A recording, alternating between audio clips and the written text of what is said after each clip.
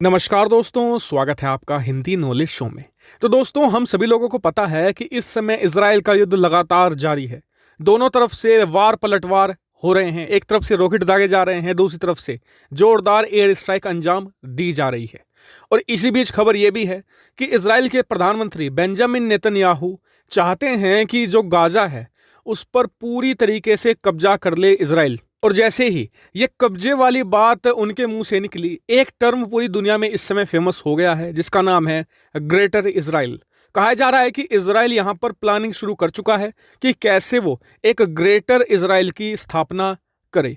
इस वीडियो में मैं आपको बताऊंगा कि ग्रेटर इजराइल है क्या, क्या इसका मकसद है, और साथ ही सबसे अंत में हम बात करेंगे कि क्या ये पॉसिबल भी है, और अगर है तो पॉसिबल तो इजराइल इसे अंजाम कैसे देगा। तो चलिए बिना समय गवाए वीडियो को शुरू कर लेते हैं।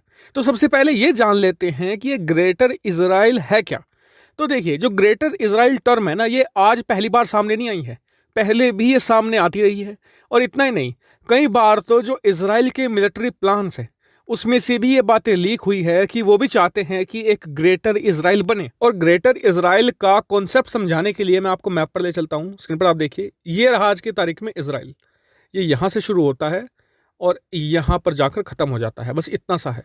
कॉन्सेप्ट ये है इजराइल का कि आने वाले समय में इजराइल यहां पर इजिप्ट के कुछ इलाके, सऊदी अरब का आधा, जी हां आधा क्षेत्र, इसके अलावा लगभग पूरा सीरिया और आधा इराक, ये कब्जा ले। इसके अलावा लेबनान भी पूरी तरीके से कब्जा ले और थोड़ा और ऊपर तक स्ट्रेच कर दे तुर्की तक। इस क्षेत्र को कब्जाने के बाद बन जाएगा एक ग्रेटर इजराइल। और स्क्रीन पर आप इसका पूरा मैप भी अब देख सकते हैं। कई लोग अब ये कहेंगे कि आज की तारीख में क्या ये पॉसिबल है, तो आपको मैं एक चीज दिखाना चाहूंगा। स्क्रीन पर आप देखिए, जो आपके लेफ्ट साइड में है ये है आज का इजराइल, और जो आपके राइट साइड में है, ये काफी बड़ा क्षेत्र है ग्रीन वाला, ये है 1967 का इजराइल।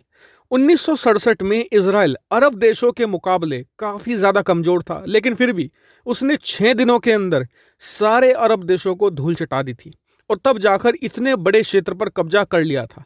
वो तो बाद में इंटरनेशनल कम्युनिटी की बात सुनकर उसने कई इलाकों से कब्जा छोड़ दिया था। यहां तक कि जिस गाजा पट्टी पर आज युद्ध हो रहा है, 2005 तक इस पर इजराइल का ही एकाधिकार था। और बताया जाता है कि इजराइल का प्लान ये नहीं कि एक ही दिन में अटैक करके सारे इलाके कब्जा कर लो। इजराइल का प्लान यह है कि प्रोसेस को बहुत ही स्लोली किया जाए, बहुत ही धीरे धीरे ये हर देश के अपने पड़ोसी की थोड़ी थोड़ी जमीन कब्जाते चले जाएं, ताकि अरब देशों को पता भी ना चले कि उनकी जमीन कब्जा ली गई है। और देखिए, इतना ज्यादा वॉयलेंस हो रहा है इस समय गाजा में, क्या किसी भी एक जो अरबी देश है या इजराइल का पड़ोसी देश है इजराइल पर बड़ा हमला करने की कोशिश कर रहा है?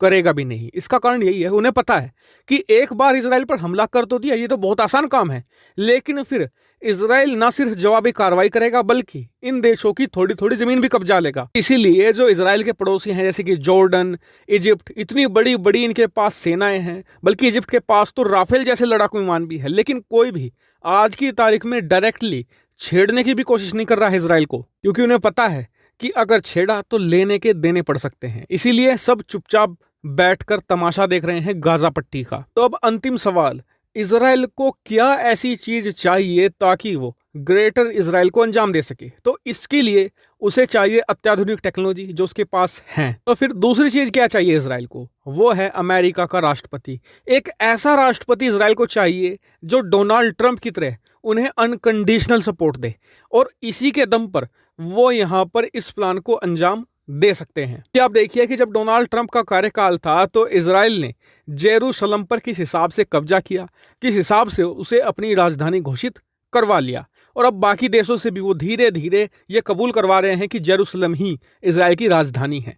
अगर कहीं डोनाल्ड ट्रंप 4-5 साल और रुक जाते तो फिर तो बंटा भारी कर देता है इजराइल इन अरब देशों का। हालांकि इजराइल के इस ग्रेटर इजराइल प्लान पर आपका क्या मानना है? क्या ये सफल होगा या फिर नहीं? कमेंट करके जरूर बताएगा, और हाँ, चैनल को सब्सक्राइब कर लेना ऐसे ही एक्सक्लूसिव कंटेंट के लिए। फिलहाल वीडियो में इतना ही।